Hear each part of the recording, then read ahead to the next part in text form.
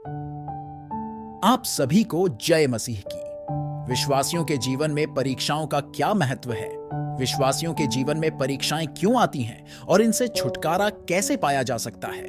मेरे प्रिय भाइयों और बहनों, हम इन सभी विषयों पर आने वाली वीडियो के अलग अलग पार्ट में विस्तार पूर्वक जानेंगे और विश्वासियों के जीवन में आने वाली परीक्षाओं के विषय में यह सीखेंगे कि धैर्य के साथ परमेश्वर के प्रति विश्वास योग्य कैसे बने रहें।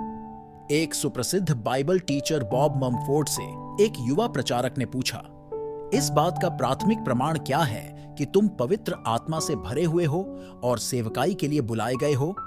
उन्होंने एक क्षण भी गंवाए बिना उत्तर दिया, समस्या। उनके इस कथन का आधार पवित्र शास्त्र के अनुसार था।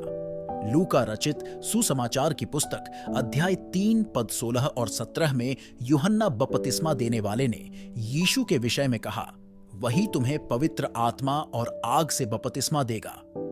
वह गेहूं को अपने खत्ते में इकट्ठा करेगा, परंतु भूसी को उस आग में जो बुझने की नहीं जला देगा। निश्चय यहाँ पर जीवन की विपत्ति, समस्याएं और परीक्षाओं को आग के बपतिस्मा के रूप में समाविष्ट किया गया है। चाहे प्रत्येक व्यक्ति परीक्षाओं में गिर जाए, लेकिन एक प्रेरित को ऐसी स्थिति में स्थिर रहने के लिए धैर्यवान होकर बने रहने की आवश्यकता होती है। संभवतः एक महान अगुवे का यह एक अति महत्वपूर्ण चारित्रिक गुण है।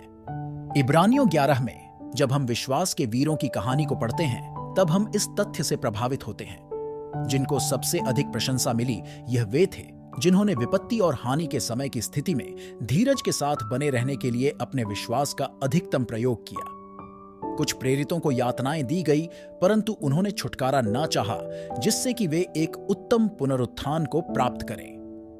कई लोग ठट्ठे में उड़ाए जाने, कोड़े खाने वरन कैद में पढ़ने के द्वारा परखे गए, उन पर पथराव किया गया।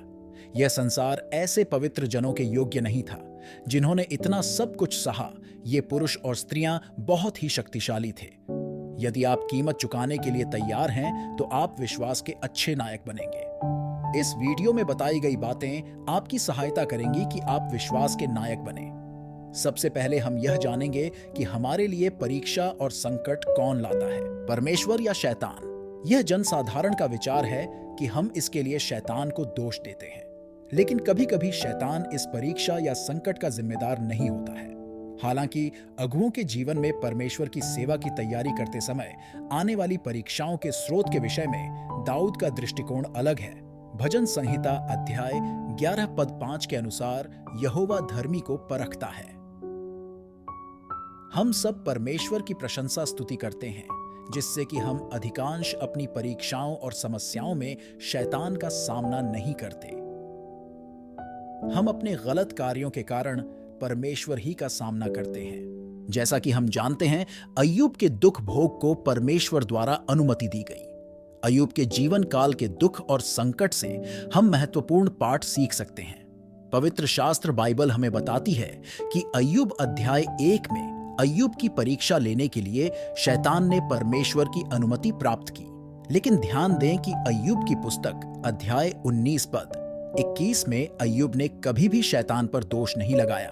उन्होंने कहा, परमेश्वर का हाथ मुझ पर पड़ चुका है, चाहे वह मुझे घात करे, फिर भी मैं उसमें आशा रखूंगा।